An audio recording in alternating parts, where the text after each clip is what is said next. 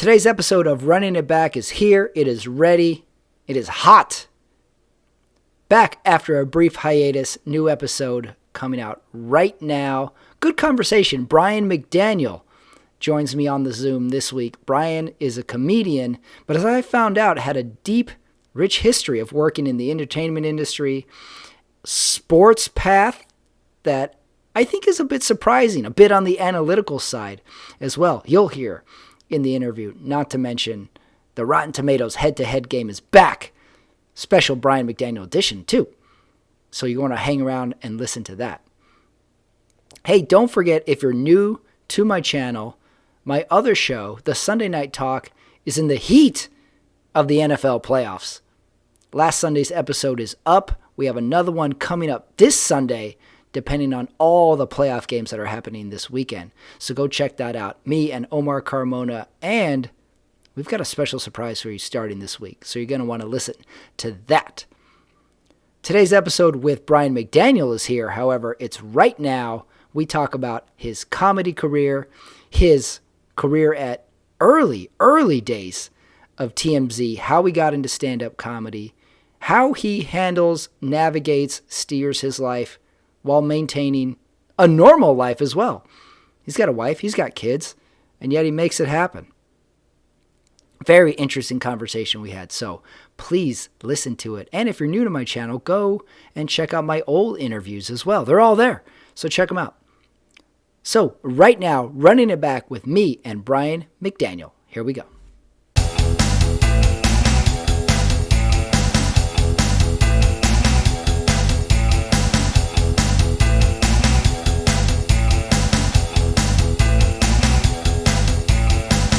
All right, joining me today is Brian McDaniel. He's a comedian, he's a writer. Most importantly, he recently separated his shoulder. But Brian, first off, how is your shoulder? Yes, yeah. I'll look a little love for the shoulder, a little just love on it. Just love on it. Bad things happen, you gotta love on them. What happened? I was at the physical therapist today, and he said this injury is known as the piano key injury because it will look like a piano key is sticking up off of your shoulder. Huh? Which really was very. This guy went to med school, right? Yeah. Okay. All right. Just checking. Yeah. I fell off my bike. I laid down the hog. You know what I'm saying? They say you're not a true biker until you lay her down. So I had to do it. So many questions. I have so many questions. First of all, what was the actual diagnosis? Because when I saw you a few weeks ago, you weren't entirely sure if it was a dislocation, separation, or they were determining still if there was surgery. Yeah. Where are we at? So it was on the grade of separation. It was a separation. Initially, it was like, pretty bad, and they were really on the fence about surgery. And then my ligaments were like, no, we got this. And they started just like pulling my shoulder back down into place, like, and now they're like, yeah, no, definitely not surgery. Wow. Yeah. So the ligaments essentially took care of itself. Care of your shoulder. It's still like, to a close eye, you can still visibly see the separation, the difference between the shoulders, and to the touch, you could definitely feel it if you run your hand along. If you guys want to touch my shoulders, like real gentle, and we'll feel the piano key. You can feel the difference. So yeah, and like I have to do, and obviously the weeks of using it almost not at all, and then just a little bit and a little bit more. So I'm weak and it's weird, and I started doing all these exercises, just very simple movements, and like other muscles attached to it would like tingle and freak out and feel okay. Mm-hmm. So yeah, so it'll be about another 6 weeks, and then I'll be good. And then you mentioned you laid down the hog. Yeah. This is what piqued my interest a few weeks ago when you described to me how you crashed. You crashed on your bike. I have crashed on my bike many, many times. Have you ever broken your collarbone? I've never broken it. I've fallen many times, and collarbone is the most common bicycle crash injury. So I would consider myself very, very lucky. I've taken off my whole butt of skin, shoulder, knee, only one concussion in all my bicycle career, luckily, but no broken collarbone. Does butt skin come back even softer, or is it like a little bit hard? Is it like angry butt skin? Right. It can come back one of two ways. It can come back even softer or extra, extra tough, depending on your childhood. So, and you? So I think for mine, it came back extra soft. Nice. Yeah. I might have had the same doctor you had with the piano key. So I'm not going to give you a diagnostic rub on your butt. That's not something I'm going to do, but I'm glad to know. Yes. So you crashed on your bike. Yes. Going fast? Did a car pull out? Were you evading people chasing you? How did this go down? I was evading one of those speed humps. And I didn't notice that there was wet leaves in the gutter. And so there was a parked car like right before it. So the speed hump is here, the parked car is here. So I was jagging hard to get around the car and into the gutter. And then the gutter had a plethora of wet leaves, and I lost control of the bike immediately. Oh. Yeah. Jeez. Yep. You laid down the hog. And then you had to get back up and ride home? How did you get home from this? No. I was going at least 15 miles an hour. I don't know if you consider that fast or not. You're like a person who uses your own power to pedal a road bike very fast.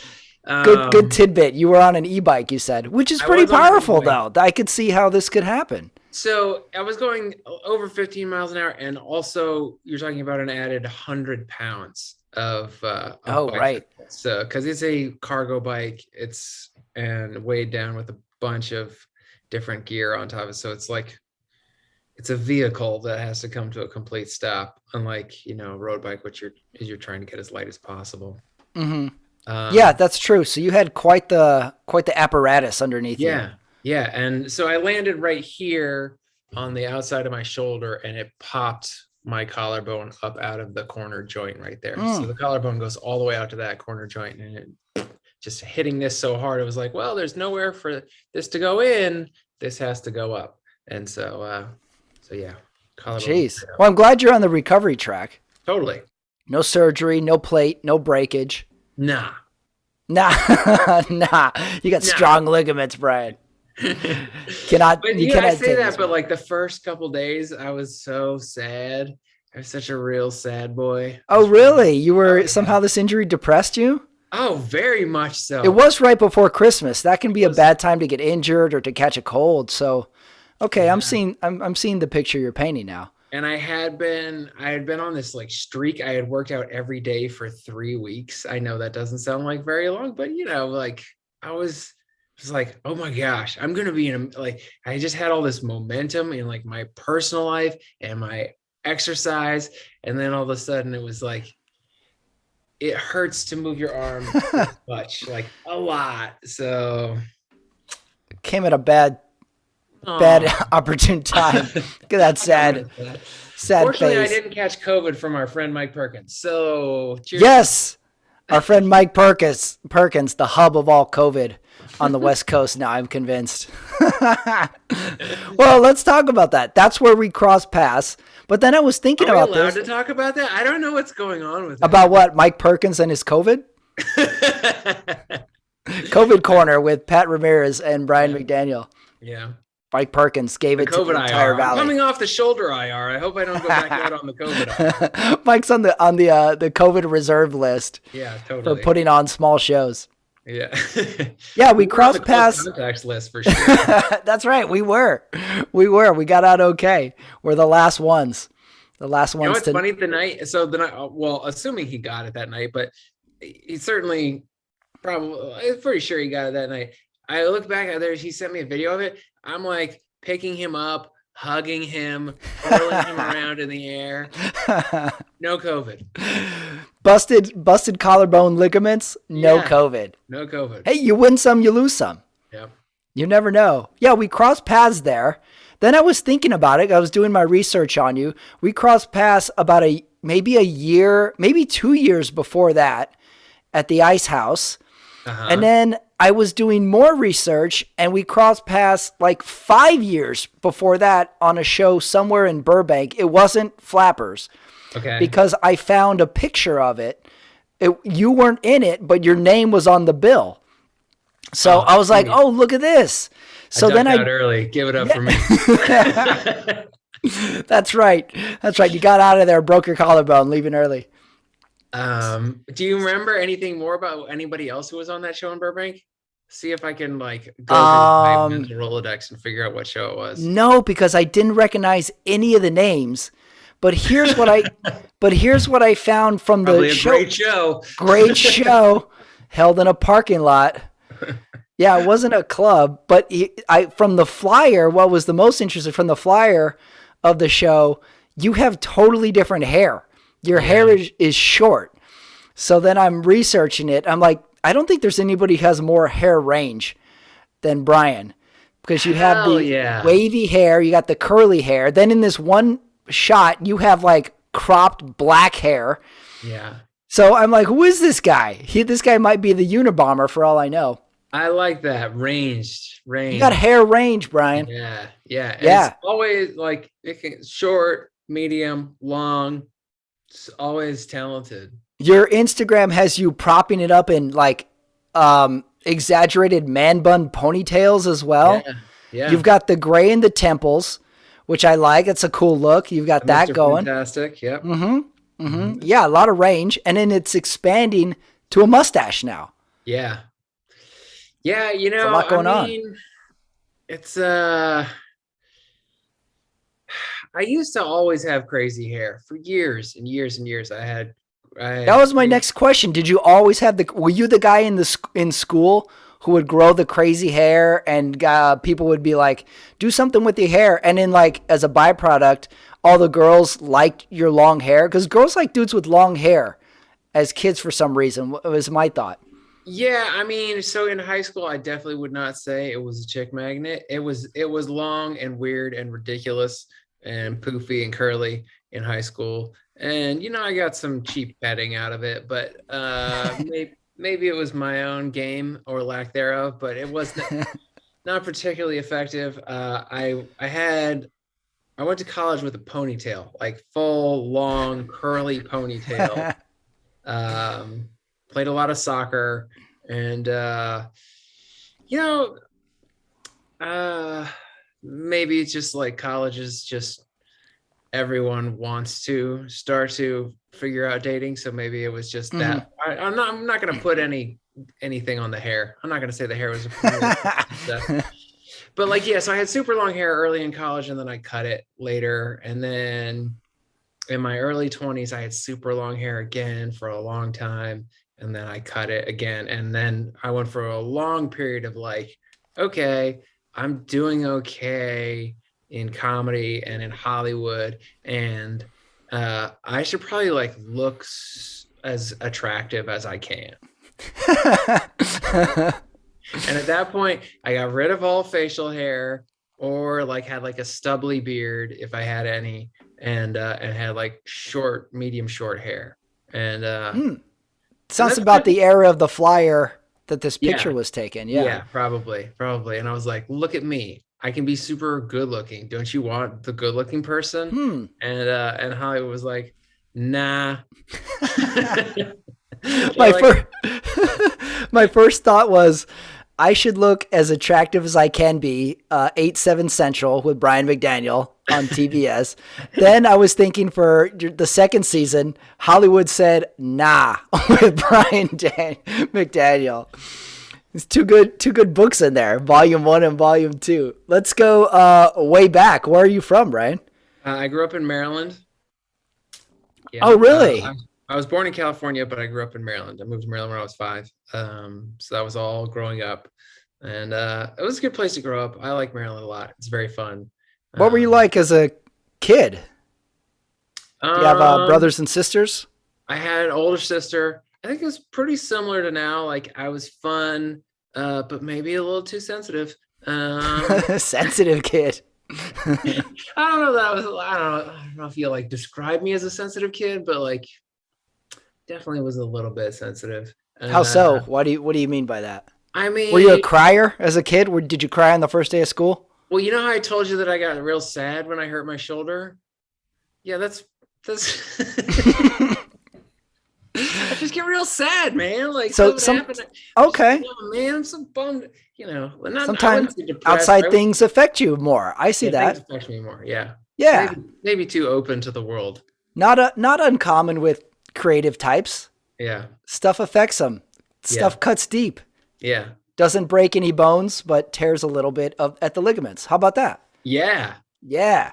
I like it. That's a strong metaphor. So you're a kid growing up in Maryland. Were you a sports kid? Because you have this sports background or this sports interest, it seems. But were you Sports a kid into energy. sports? I feel like Sports a winner energy. is what you're trying to say. I feel Winner. like Starter? you talk to me, you're like, man, that gets. I bet he wins at stuff. No, I don't know. I was always into sports. I was way into watching sports, playing sports. I like definitely developed my vocabulary and reading and analytical thinking skills reading Tony Kornheiser and Michael Wilbon in the Washington Post. Oh, really? Did you? Oh, yeah. I was into those two guys also as a kid. Yeah. Before PT. Did you watch ESPN The Sports Reporters as a kid? Do you remember that show? I did not. It was basically a show. It came on early Sunday morning, and it was called The Sports Reporters, and it had Wilbon, it had Kornheiser, it had a Mike Lupica, it had Mitch Albom, and they would go around in a circle, and they would essentially intellectually, I remember that now. yeah, they would kind of intellectually break down the sports stories, but I would watch it like as a 10-year-old kid, and I would say like, this is what adults talk about. This is beyond highlights. This is adults speaking. I didn't understand it really, what they were talking about, but I knew enough to just sit there and be like, this is smart people talking. Totally. Yeah. So I get that overanalyzing sports as a kid. Like kids essentially get into something early on in the maturity. It's either music, movies, and sports is right in there. You can easily overanalyze sports because there's so many details to get into as a kid. I've always found it fascinating as a little kid. Yeah. So I would record football games on VHS so I could rewatch them later, but not regular season games, Brian. This was we were talking Bills versus Bengals, and I was like, I got to rewatch this later. But what were your sports? What did you get into? To play, I was into soccer immediately. I played some basketball and baseball. I was not particularly good at either of those. I wasn't particularly good at soccer, but I just liked it. So I just kind of forced my way onto a bunch of different soccer teams and played a ton of soccer. And then in high school, I got good at running. I was a pretty good runner. Ran cross really? Country. What kind? Cross country running? Yeah, long distance and track. Yeah. What? Why soccer? Was there an outside influence that got you into soccer, or was it played around you? I think just like most parents of the time, my parents got me playing soccer when I was really little, and I really took to it. It was a fun experience. And then soccer is a pretty big deal in Maryland also. So in certain parts of Maryland, like lacrosse is really the big thing, but in general, I would say that soccer is also very big in Maryland. And so there were a bunch of traveling teams, and I don't know. I don't remember like specifically as a kid, if like my parents were like, yeah, no, you're good at this, you should do it a lot. But somehow it just became like the thing of like, yeah, I want to play soccer all the time. So I started playing soccer year round by like 7. Oh, really? Yeah. Pretty young. Yeah, pretty young. And then high school turned into cross country running? Turned into cross country running. What were your distances? So cross country is 3.1 miles, 5K. But then in track, I would run the mile and the 2 mile. What was your fastest mile time ever? 4:48. 4:48. Yeah. Moving there, Brian. Pretty quick. Yeah, pretty quick. Yeah. Not bad. Did you have sports teams growing up? Who were your guys? Who were your teams? Were you that into it in the sense that you were committed to teams? I was way into baseball. The Dodgers have always been my team. Like I Even said, from Maryland? even from Maryland. I was born in California. So in Okay. Maryland, in the summertime, the Dodger scores would come in too late to be in the newspaper. Kids, there was a piece of paper with printed sports scores on it. Tell Like us more, Grandpa McDaniel. yeah, and there were no computers, and No computers. Certainly. How did you get your information? wait, this is even crazier. The newspaper didn't have the Dodgers score every morning, so I would call. There was a free hotline where they would read box scores to you. Wow. I didn't do that. I don't even remember that. The George Michael Sports Machine hotline. So George Michael had I remember like George Michael. Yeah. sports highlight show on, and he was out of DC. He was the local DC sports reporter, but he had a nationally syndicated Sunday night sports highlight show. It was basically Sports Center, but it was once a week. And this is, I mean, I guess Sports Center also existed, but again, cable was like barely a thing. I feel like I'm explaining something to people that are just like, you're dumb for having lived in this time. But anyway, Just imagine the era before us, Brian. I know. Imagine like I rewatch old games on YouTube all the time. And then it dawns on me somewhere around 1995, we figured out, hey, let's put the score on the screen all the time. Yeah. And then you're like, oh, perfect. We went through 30 years of guessing the score in between timeouts and stuff. So the era is so funny. And in the era before that, I can't even imagine. Like they show old games and it's like blurry 70s. I'm like, I can't even read these numbers. How did people enjoy these sports? Yeah. But yeah, you would call to get the Dodgers score from the East Coast. To get the Dodgers score. And when the Dodgers won the World Series in 1988, that I think was sort of like just the moment of, okay, I'm going to love this forever. This is always going to be something that I'm into because that was so magical. And the A's were so much better than the Dodgers, and the Dodgers still won. And they won that first game, obviously. They won. Kirk Gibson. That was the Kurt Gibson one? Yeah. And so that just the momentum of that, and Oral Hershiser and his Jesus power overcoming the A's. They had it. It was magic. I rewatched that Kurt Gibson at bat maybe a year ago. It's like a 9-minute at bat, and it's so dramatic. Just the at bat. He takes it. I think he goes down 0-2 on the first two pitches, and then he battles his way back. But what I love about it is when Tommy Lasorda runs onto the field celebrating, and it looks like he's floating. It looks like he's not even walking, and he's with this huge smile on his face. It's definitely one of the most intense 9 minutes of an at-bat you can watch. And I didn't know he didn't play the whole game. He pinch hits, right? Yeah, he just comes in and hits a home run. Yep. You couldn't write this story. It's insane. It's truly insane. And many of the swings during that at bat are just like not good. He just somehow he almost falls down, doesn't he? In one of the swings. Yeah. He looked like me the day after I fell off my bike up there swinging. That's a broken human being. I don't think you should be. In the meme era, someone needs to put you falling off a bike next to Kurt Gibson and his rickety knees in the 1988 at bat. Being a young, sensitive kid, have you ever cried due to sports? I definitely have. I'm not sure.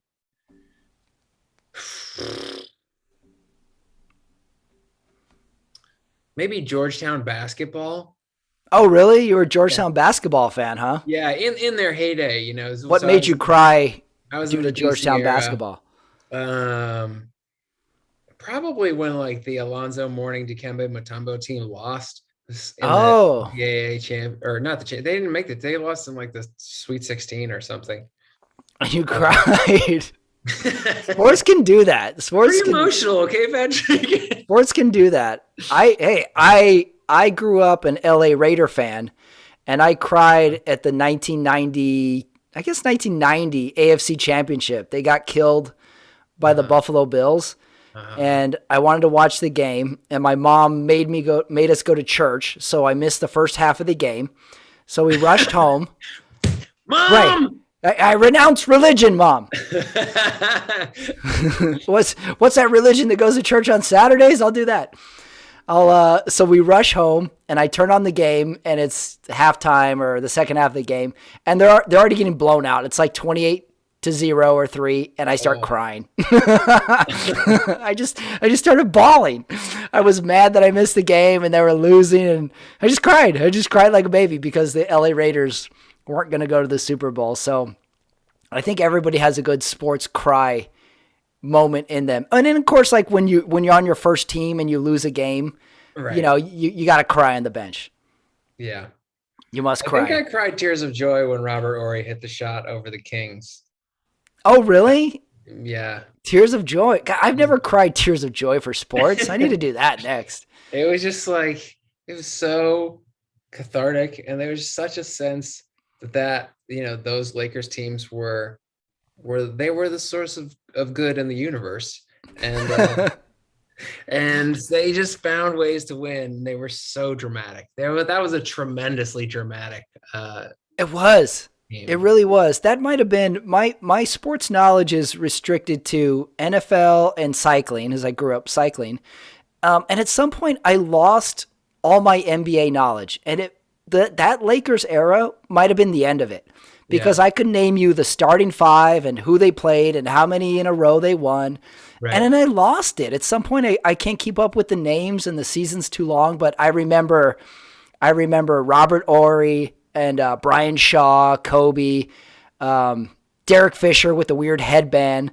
Yep. And then I think I could name you that Sacramento Kings team too. I don't know where all this knowledge gets in, and at some point I lose it all. It's just very compelling, entertaining television. Even the year the Lakers finally lost, they lost to San Antonio, was the year or they didn't lose to San Antonio. They beat San Antonio with the Derek Fisher buzzer beater. Oh, right. That weird.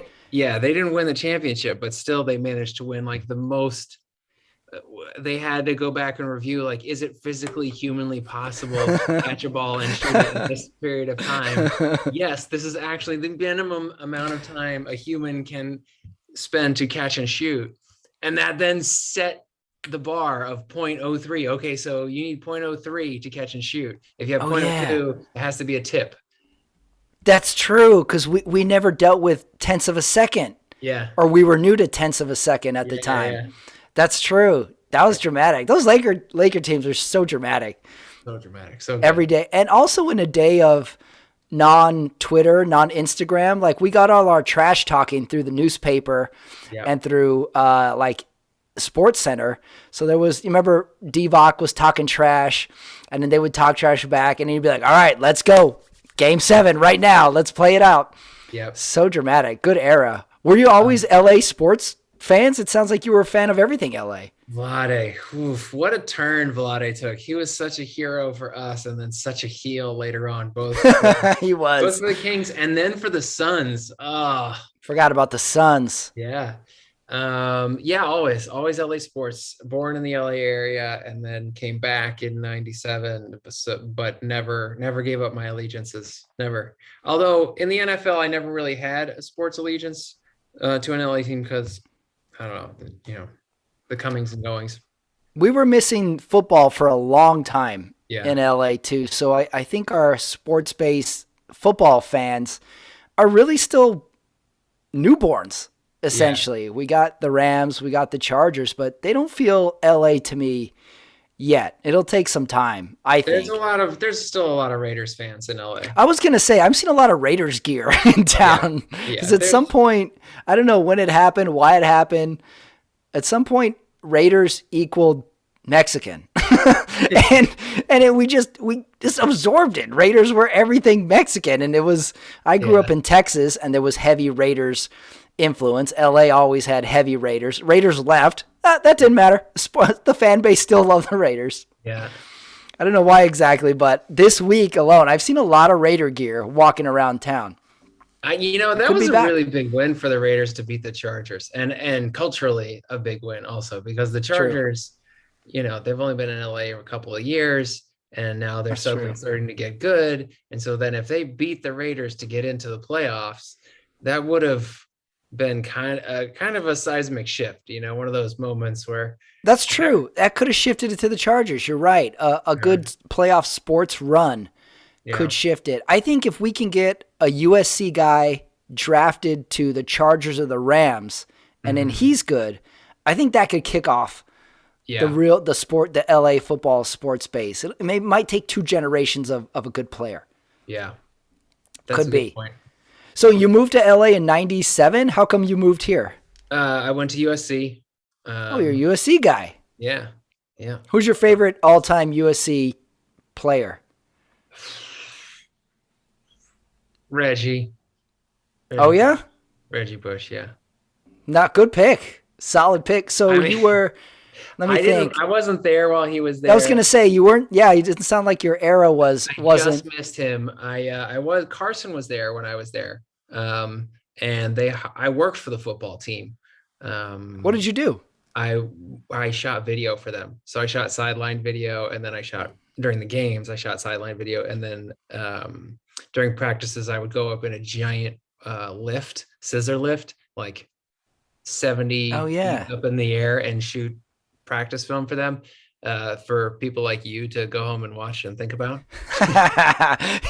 Hey, he's got one of those 2-strap chin straps, not one. What's going on there?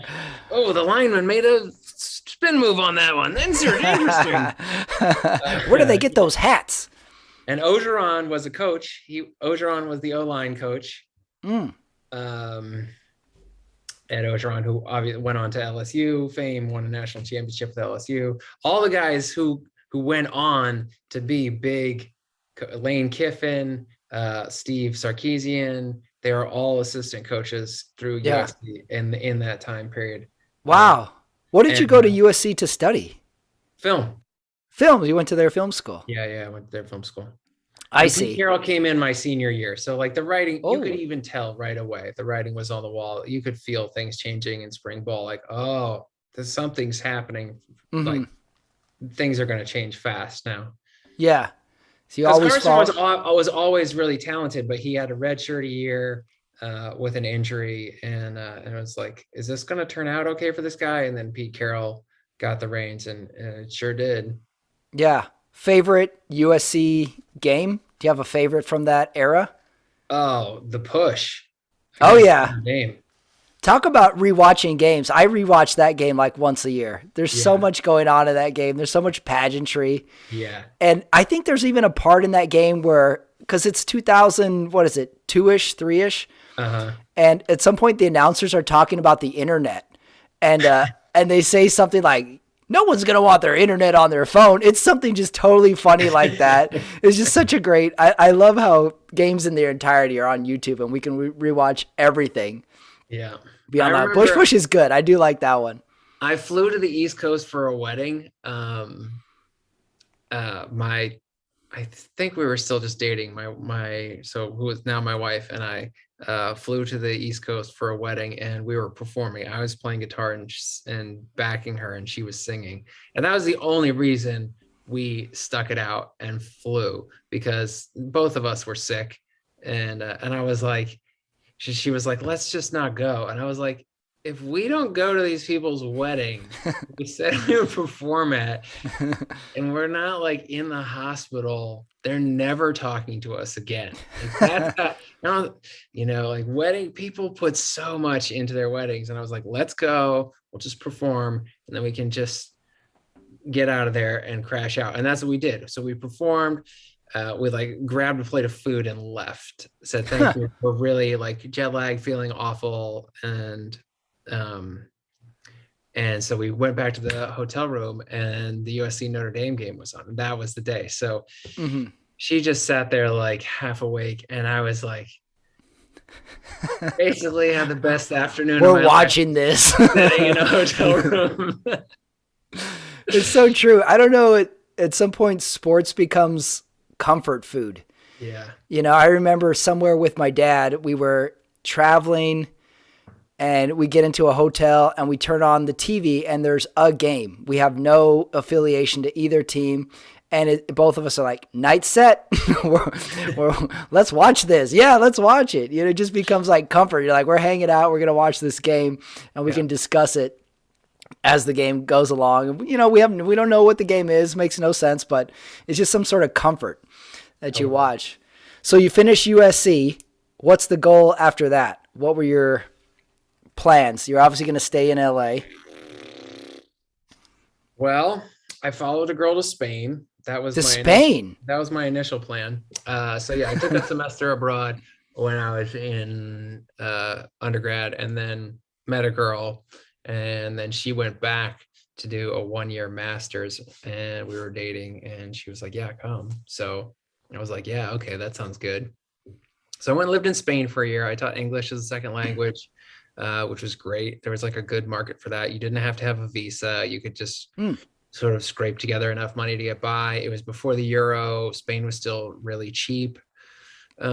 So with, you know, like 15 hours a week of teaching English as a second language, I could do fine. You know, like I wasn't living luxuriously. I was still cooking a lot of pasta. But also you could go out and drinks were like $1. Wow. So beers, but still, like that's a pretty good situation. Not bad at all. Right out of college, Spain, dollar beers, Spanish chick. Yeah. Well, she wasn't Spanish. She was from New York. I see. Yeah. She just really liked being in Spain. How much training did you have to do to teach English? Or is it the fact that you speak English, you can teach it? Is it hard to do? It was pretty easy. I mean, there were like, I had all kinds of clients. I would just play movies all day. I'm like, all right, we're going to watch music sometimes. Cool. I had a lot of business clients. And, cause there's like just so many business people and so many people in Spain just never learned, English or learn French or Italian as a second language. And, you know, then they're coming into the world economy in a new way. And like all of them need to learn English. So tons of business clients, and they would all want their kids to learn English. So I got hired by a bunch of them, you know, teach their kids, and their kids, I would just like listen to Yellow Submarine, be like, let's figure out the words. Like, this doesn't make sense, which is good. It's a challenge, right? Right. You like throw them a curveball, like, any of you kids want to listen to Steve Winwood? Here we go, about to blow your minds. This is rock where I'm from. Like, teacher seems to really know a lot about music. So yeah, no, I had no certification whatsoever. I was a college graduate. I mean, I had taught like after school enrichment programs in LA City, through USC. So I had a little bit of teaching experience, very, very basic, but yeah. When does the stand-up start? And then when does the TMZ start? So I was working as an editor, and this is mid 2000s, I guess. You know, freelance editor, bouncing from reality show to reality show. And then I started working for TMZ. I started working for TMZ. I was working doubles. I was working the overnight shift on a show for BET called Hot Ghetto Mess. Who was in that show? I don't remember that one. It was a clip show. And they hired Charlie Murphy to do like man on the street stuff and bumpers. So he was the host ostensibly, but it was basically just a clip show of like random ghetto stuff from around the country. I'd watch it. It was kind of like World Star before World Star. Although there weren't a lot of fights, so maybe, but you know, similar milieu. So yeah, that was, I was getting paid double because I was working during the day at TMZ, just like in the very infancy of it as a show. It was still a website. Yeah, that's what I was going to ask. This seems very early days of TMZ. Like, it hadn't launched as a TV show, and they were trying to figure out the format. And so I was cutting for them during the day, and I was auditioning, which is very strange as an editor to audition. You almost always just like send them a reel, and then you sit down and meet with somebody, and they're like, you know, they make the calculation, at the end of the show, when we're stuck in post-production for 80, 90, 100 hours a week, am I going to be okay working around this person? And they kind of make that decision, and you get the job or you don't.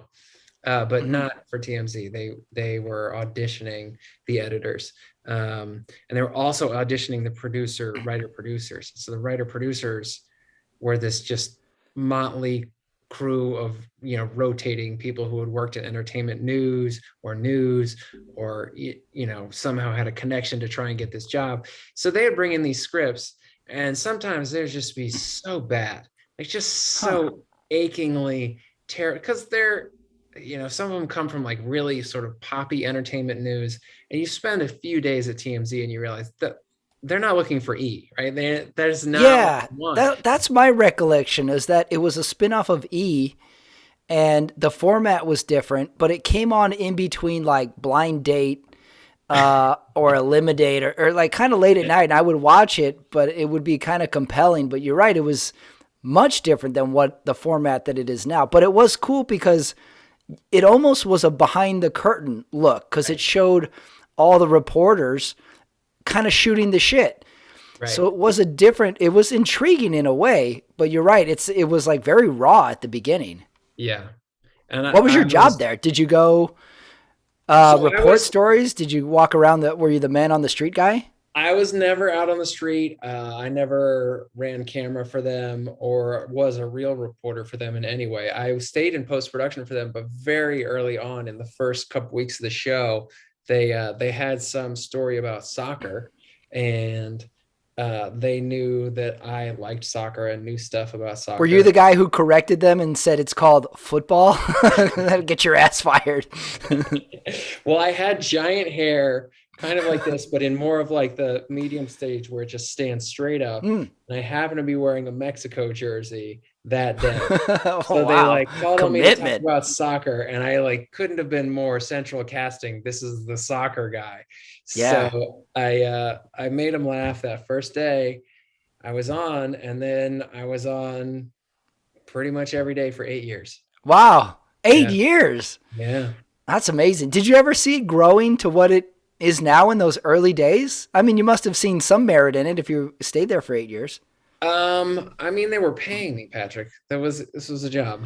Tell me more about this pay that job's getting. I know as comedians, this is a foreign concept. The compensated. I mean, the first year was it was wild. It was very unsure, from week to week, like, is this thing gonna like function and deliver to air? And then get like the second year it was on, they parodied us on Saturday Night Live, and then it was like, okay, this is a thing. Like, yeah, you're on everybody's mind. You're in the zeitgeist of popular culture. Yeah, that's funny. Although I think the Soups parody was the funniest by a pretty good stretch. They did it much earlier on, but the Soup is like, they'll bottom feed and pick out of anything. That doesn't mean you've made it, that you're on the Soup at all. I forgot about the Soup and Talk Soup. Those were early humorous clip shows. Yeah, there would be clips on there, and you would watch and be like, what show is that? Like, where is this being shown? What channel is that? Where are they finding this? Those were the days of, you just relied on TV to show you the world. Right. Show you what's going on. Now it's picked out of the internet. But you were like, what is Richard Bay? What is Ricky Lake? What's Jenny Jones? And you'd be like, whoa, this crazy stuff happens there. And here I can find it. It's being told to me through these clip shows. Totally. Wild West. Yep. So I was there, latched on there, and then Lisa Lampanelli came in to guest host. We would have guest hosts when Harvey was out of town or whatever, couldn't host. But I mean, he was, as far as host goes, I don't think anybody missed less work than him. But he was also running the website and running the entire organization every day. So I don't know. He's a very, very hardworking guy. And I'm still on good terms with him.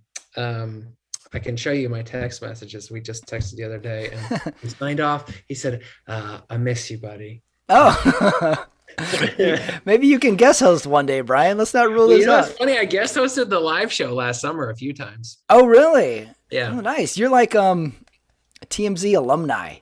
You could even call you that. Emeritus. Yeah, that's right. Yeah, you have TMZ tenure. Yeah.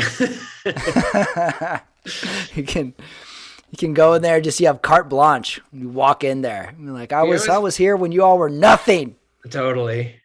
Even when I was on the show, which is now years removed, but when we would go back, like go discuss something that had happened years ago, I would start yelling out, TMZ Classic. Do you remember the biggest story you guys broke or covered or something that just kept going for weeks? It was your bread and butter. Easy. What was it? Michael Jackson's death. Easily. Oh, really? Oh, by a country mile. That was a day or two after Farrah Fawcett. Am I remembering right? Yeah. He really trumped her. Really stole her thunder. Yeah, it was just like, oh, nope. We got the king of pop is no longer with us. And that was so massive because, well, one, how big of a star he was and always will be in some respect, and also because of how much earlier TMZ broke it than any other news source. So I see. TMZ broke that story, and it was like, I think it was really 5 hours before CNN broke it. Holy cow.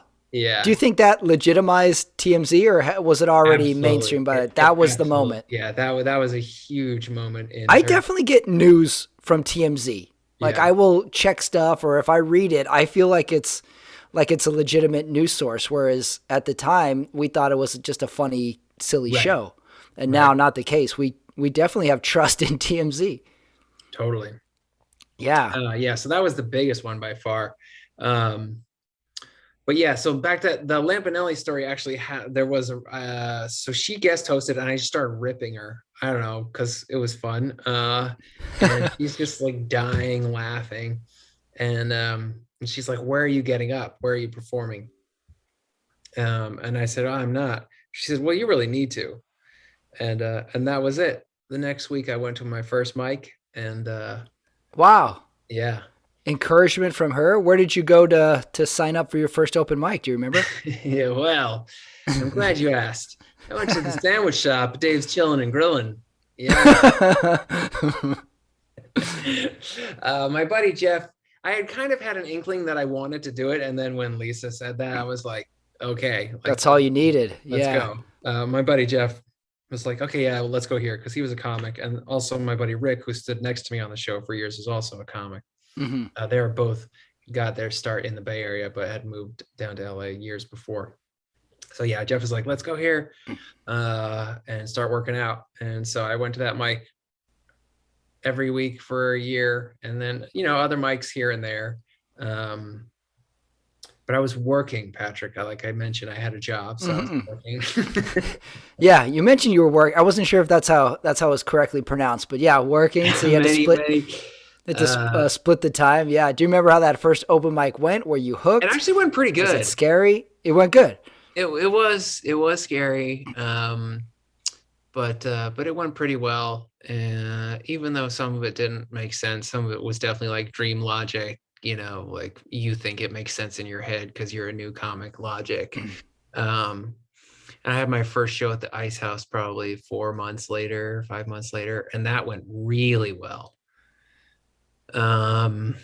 So I've been delusional ever since, Patrick.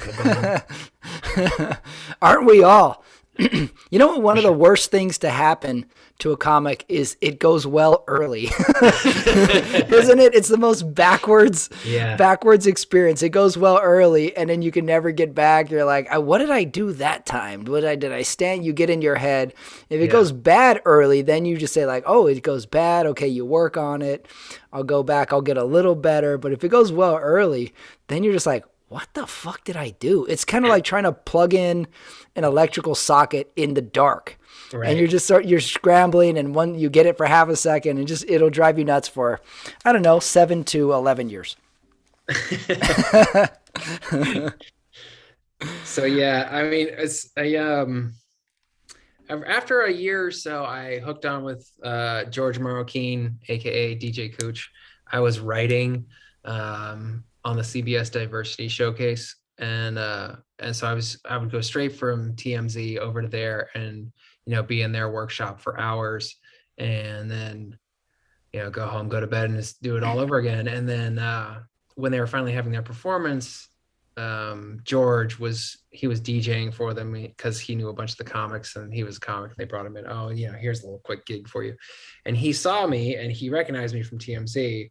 And one of the other comics was like, yeah, he had this show he had come to my show at the Ice House. And he was like, yeah, he actually did really pretty well. And so George was like, yeah, okay. He was impressed by how hard I was working, both, doing a real job and also doing this other side thing. He was like, come host for me out in Ontario at the Improv. So I went and hosted for him at the Ontario Improv, and he's got a huge fan base out there. It's packed room. Sunday show, 7:00, but there were probably 250 people there, easy. And I bombed. Oh, so hard. So hard. Hardest bomb ever? Hardest bomb to date? No, I've had worse since, Patrick. Really? Definitely had worse since. But yeah, it was humbling and brutal. And then he's got such a good audience there that he performs there pretty regularly. And like within the next year or two, I was back there working a weekend with him, hosting again. And I remember coming off stage for a set that was like, okay, not great, but not terrible. And I remember him going, you have to read the room. You have to listen to what they're laughing at and like have some awareness of, what kind of material is going to work. And I was like, okay. Because in my head, I was like, I'm doing 10 minutes, which is 10 of the 12 minutes I have. Like, how much am I supposed to change this up? Like, I can't. Oh, sure, I can read the room and know that the rest of it is going to do poorly, George. Thanks a lot. I did read the room. That was me reading the room, George.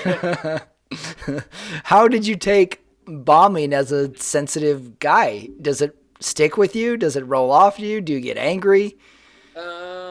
I mean, that one was bad because my first shot at improv ever, and like my parents drove out to Ontario. Oh, parents in the audience. I've had that a couple times. Parents in the audience bombed.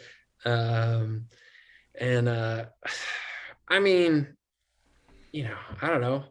I feel like at this point, it's pretty rare that I bomb, although I did bomb once a month ago, like really badly.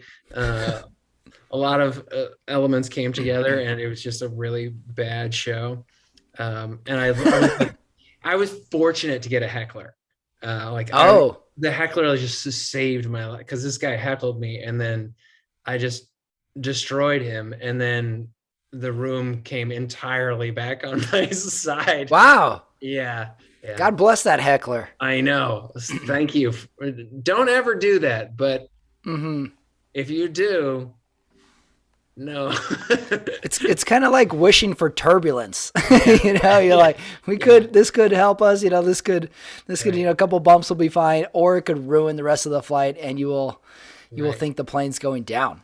Well, if you were going to use that metaphor, it'd be kind of like I was the pilot and drove us straight into turbulence. And then some guy came up and started pounding on the cockpit and I popped out of the cockpit and punched him in the face. And everyone was like, I love this pilot. That's why you're the writer, Brian. Well, what impresses me though, because I think we're of similar age, is that you have this concurrent life that is normal going on. And it seems like, I don't know if we romanticize comedy or a performer has to be on the verge of a mental breakdown or being broke or at constant odds with a family member. But when someone has a resemblance of a normal life, that impresses me more, it seems, these days. The fact that someone can put creative thoughts together over here and then, lead a normal life or a sustainable life at the same time. I find that impressive too about it. And also I'm looking for people who are my age that are living normally as guidance as well. So there's a little bit of that too. I'm like, oh, that guy did it. Yeah. So yeah, that I always find interesting about performers, people that have a life interest outside of the stand-up, but I don't mean outside of stand-up, but they bring that into their stand-up. Their stand-up is their life. Right. In a sense, that's what I like. Because you have a daughter. Two. And you have two daughters. And so I'm wondering, what do they think of your comedy? And then secondly, do you think you would ever force sports on your daughters? And if so, what sports would you want your daughters to participate in? Well, one of my daughters just went to bed right before I jumped on this podcast, and she was like, "Hey, Dad, I hope you have a lot of fun, and make sure you tell some funny jokes, okay?" Wow! So she kind of knows the lexicon. Yeah, she kind of gets the deal. I think the little one is hilarious. She's very, very funny. Just naturally, her timing, her silliness, she's very, very funny. So that's not good. That's concerning. Yeah. Hopefully she doesn't follow that too far. But I mean, in terms of like, my primary job is their caretaker, right? So that's how I get to have a second job as a comedian, which takes a ton of time, and I do travel for it, and messes up the primary job. But in that I am able to do that. That's kind of like how the whole Tetris of my life works. But sports that I'm forcing them into is definitely soccer. I'm definitely the little one, both of them like played this fall and got a kick out of it. But the little one, I don't think I really have to force that much. Like, she instinctively, if she's bored, will be like, let's kick the ball. Let's go outside. Let's kick interesting. And she's only 4, so that bodes well for her. And the older one is, she's just strong. She's a strong runner, hiker, athlete, and so she's got to put that somewhere. So you don't know where yet. I say soccer. You say soccer. You love soccer, Brian. Yeah. So yeah, I've had. I don't have any kids and stuff, but my parents know a little bit about stand-up. So when I would first explain to them, 10 years ago, some terminology, my parents are extremely supportive people, but sometimes in odd directions. So they would say like, hey, have you been going to stand-up? And I was like, yeah, I sure did. And they know a few terms. So my mom would go, did you bomb? Like she thought bombing was like almost like normal, or like something that like that happens. And she would just ask, did you bomb? And then one time I told my dad that I got bumped from a show, and you would have thought he just won the lottery. Like, he was like, wow, that happens. Wow, you're in show business now. Like, he was just so enamored that I got bumped. So they love the terms. It's very difficult to talk about stand-up with my family members, with even my wife. Like, I find it very difficult to discuss with anybody who is not like actively performing. Mm-hmm. I thought this was really funny. My wife my dad was telling me about the Sex and the City reboot, and just like that. And he's like, oh, there's a stand-up character on it. And I was like, I hate all stand-up on all television shows. Don't tell me about it. It's unrealistic. It's dumb. It makes me so mad.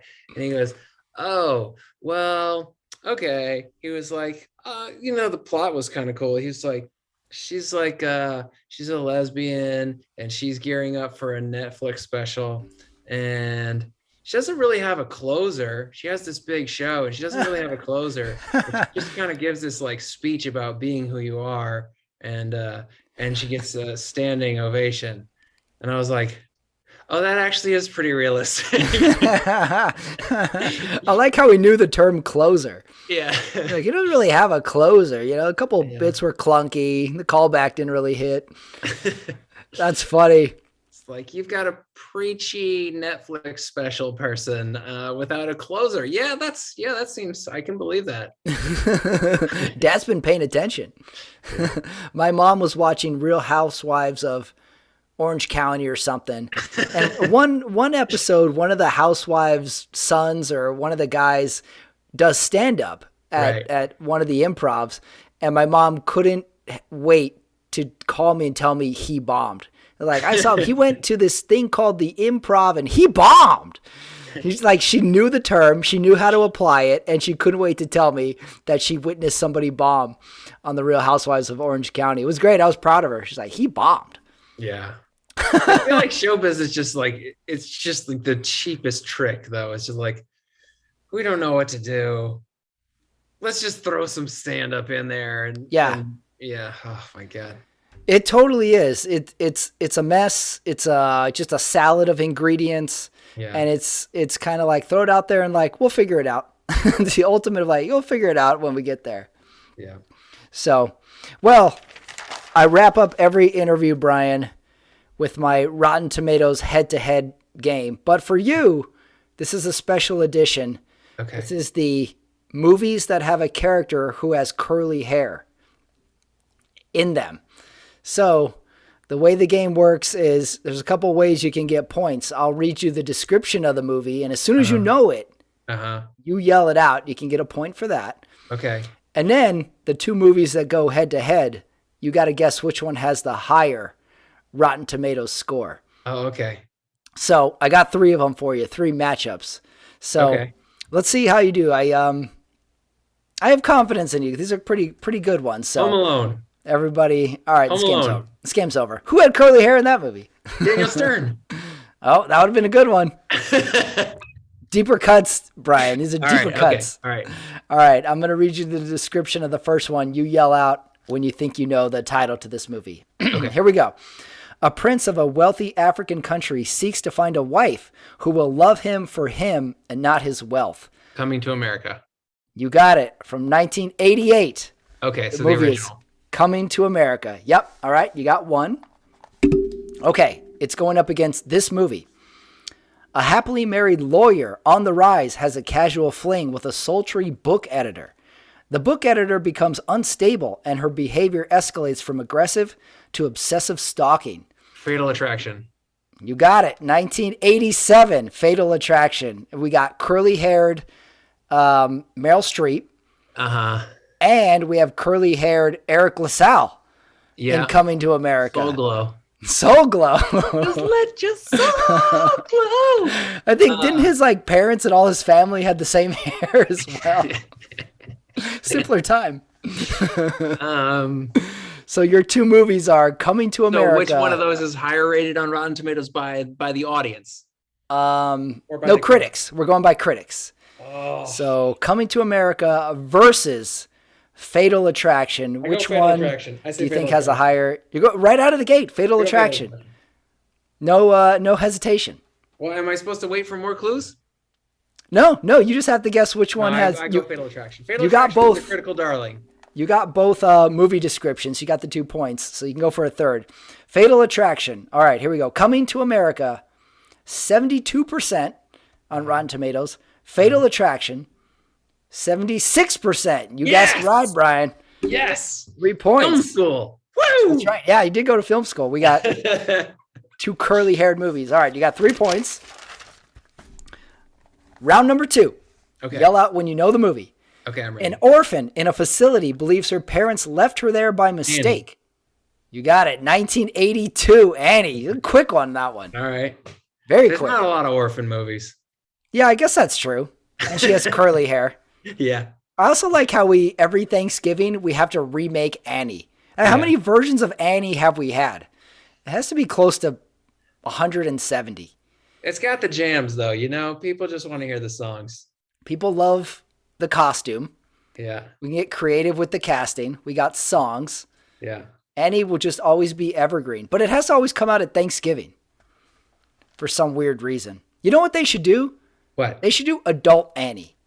You know, like we always flip it, like we have Black Annie or we have Boy Annie. We should have Adult Annie. Somehow an adult becomes an orphan and has to be saved by a rich guy. Adults can live without their parents. Oh, well, they'll have to be severely mentally disabled. That's my rewrite. That's a twist. That's a big twist, Patrick. I don't like it. I love it. Next movie. All right. Tell me when you know this movie. All right. After losing another job, an eccentric man wonders if there is any career that will handle his outrageous personality. He decides to create a series of television shows based on social satire and hyperactive humor. However, a rival station CEO tries to destroy the whacking programming, forcing him to fight back. Remember your clues. Curly hair. All right, we might have one that might have stumped you here, Mr. Brian McDaniel. Is it UHF? From 1989, the movie is UHF. You got it. Man, you had to dig for that one, but you got it. I had to dig for that one. Did you ever see that movie in its entirety? It's a strange movie. I saw it in the theater. Did you really? Yeah. I mean, 1989, I was 9 years old. I remember seeing a preview and thinking, is this a real movie? Like, is this in theaters? But it was. I knew what the UHF channel was. I mean, it was this weird, blurry thing on your television, but you could make out stuff. Right. I was like, what the hell is UHF about? All right, your movies are Annie versus UHF. Which one do you think has the higher Rotten Tomatoes score? Critical ratings, Annie. You're going Annie. Gotta go Annie. Okay, you're very quick on these decisions, Brian. Yeah, you know, I try. You do crowd work, you just trust your instincts, man. Just go for it. Okay. Let's see if your instincts were right. Annie is rotten at 53%. Whoa. UHF, 61%. No. Brian, your instincts betrayed you. Wow. I'm very surprised by this, that I thought Annie was a classic. Yeah. And yet 53% rotten and UHF has 61. Oh, man. Well, you got 5 points going into the final round here. All right. Where am I in all time? Can I get it on the leaderboard if I crush? Yes, you can. Someone aced this. Okay. Mr. Sean Leary of Sherman Oaks, California, aced this. Okay. I blame myself. I wasn't making it that hard at the time. Okay. And then I don't know if you know Christina Marie Leonard. Got 0 right. She missed every single one of them. Oh, I like that. That's a good record. She got 0. And to my surprise, she never seen the movie Willow. Never seen it. She's too young, huh? Maybe that was it. Maybe it was a youth thing. Yeah, in my mind, everybody's 3 years older than me or 3 years younger than me. So it might have been. Banned in Nebraska or something. She was. Yeah, she's from Nebraska. Never seen Willow. Couldn't understand it. Could not understand it. These mystical themes, they're going against our Judeo-Christianity. You know what didn't help is me trying to explain the movie to her. Explaining the movie, I was like, this movie sounds terrible. I'm like, there's a little guy, all right? But he's a wizard. No, he wants to be a wizard. And then there was a guy, and they turned into skeleton. I was like, this movie sounds terrible. Yeah. All right, enough nonsense. Round number 3. Round 3. A space vessel tries out a planet-creating device in a seemingly deserted portion of space. In the process, 2 officers are captured by an enemy thought to be gone forever. The ship's captain and the enemy meet up for an intergalactic showdown. To create a planet. Yes.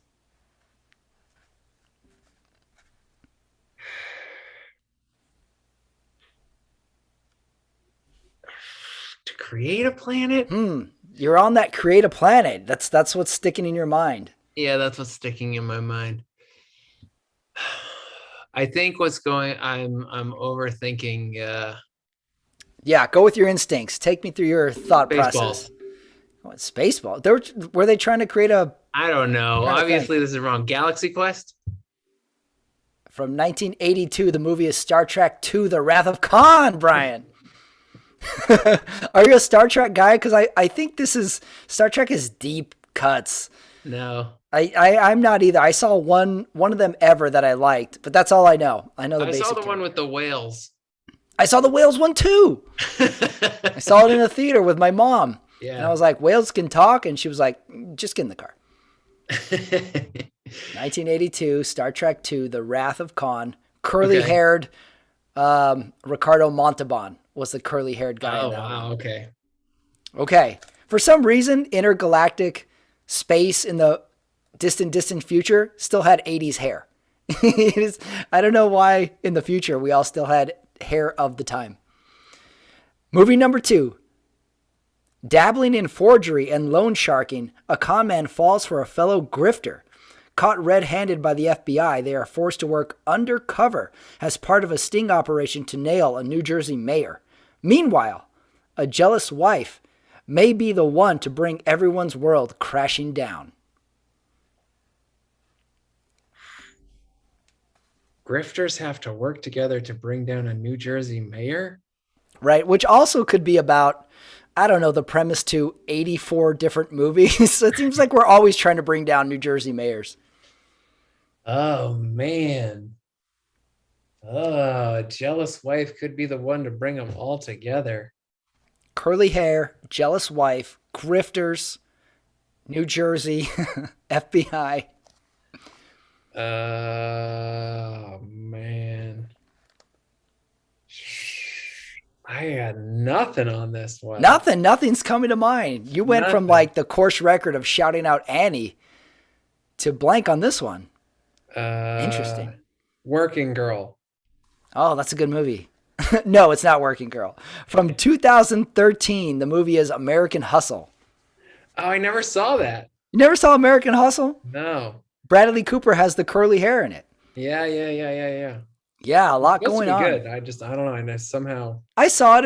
It was good. I thought it needed Ricardo Montalban, to be honest. Yeah. Naturally. So American Hustle versus Star Trek in the Rotten Tomatometer. That's right. Star Trek II, The Wrath of Khan versus American Hustle. I go American Hustle. You going American Hustle? Yeah, I go American Hustle. Star Trek II, The Wrath of Khan is fresh. I gotta say, the wind is really out of my sails after getting both of those wrong. I'm really not the same person. Still have a shot for 6 points. Yeah. We're still on the podium. All right. Star Trek II, The Wrath of Khan is fresh at 86%. Get that. American Hustle is fresh at 92%. You got it, Brian. Oh, yes. Top you off at six solid points there, Brian. Take that, Christina Marie Leonard. That's right. Still in the basement. You'll never hit a Kurt Gibson home run with that score. All right. We got Rotten Tomatoes. We got the TMZ Life. We got early sports. Brian was a sensitive kid. Find him somewhere doing stand-up soon. Yeah. He's at, is it Brian F. McDaniel on Instagram is where you can shoot him all your information. Brian, thanks for doing this. This was awesome. I hope we cross paths again. Yeah, thanks for having me, Patrick. Appreciate it. I'll see you soon. Absolutely. Thank you, Brian. All right. Bye. Okay, that is it. That is the episode. That is Running It Back. That was Brian McDaniel. Great guy. Interesting guy. Sports guy. Comedy guy. USC guy. And a worker. A real worker. He's been around. He knows stuff. A lot of curly hair on that guy. His shoulder is healed. It separated. It tore. Who knows what happened to it. But it's back. He's back. How about the Rotten Tomatoes game? Curly haired edition.